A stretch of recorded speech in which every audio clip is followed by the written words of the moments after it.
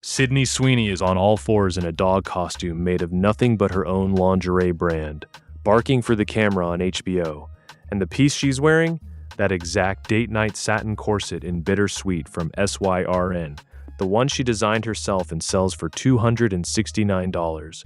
Euphoria Season 3 just dropped its premiere and threw Cassie Howard straight back into the deep end. She's engaged to Nate, broke, chasing clout, and filming herself as a puppy for what looks like a TikTok side hustle. Brown satin corset hugging every curve, cuffs on her wrists, collar and leash around her neck, dog ears on a headband, heart-shaped nose painted on. She laps water from a bowl, picks up sneakers with her mouth, wags like it's her full-time job. Nate walks in. Jacob Elordi stares at her like she's lost the plot. They argue. Cassie defends it hard. She grabs the corset, looks him dead in the eye, and says the brand might sponsor her, calls it monetization, breaks the fourth wall without even blinking, because this isn't just some random outfit. This is Sydney Sweeney turning her own character into a living commercial for the lingerie line she launched a few months ago. The same date night corset she's called her go-to in real-life interviews. Now it's canon on the biggest drama on television. The scene is classic Euphoria unhinged energy, but this one landed like a grenade. Clips exploded across every platform within hours, millions of views, and the backlash hit immediately.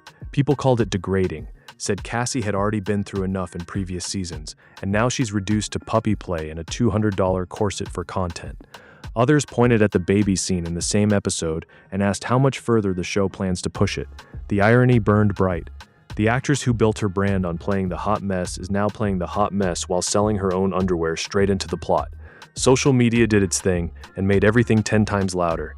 X filled with side-by-sides of the trailer and the full scene. Memes everywhere. Puppy filter versions, bad dog captions, jokes about hazard pay, and OnlyFans crossovers.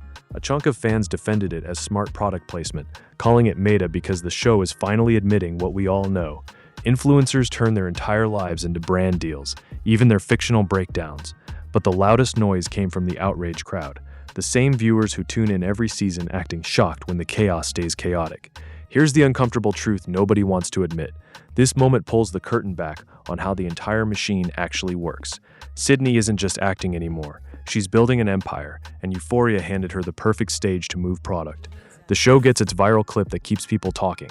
Her SYRN line gets millions in free marketing without paying a dime for traditional ads. The audience gets to clutch pearls, call it exploitation, then rewatch the scene on loop, and maybe even buy the corset. Platforms feast on the engagement.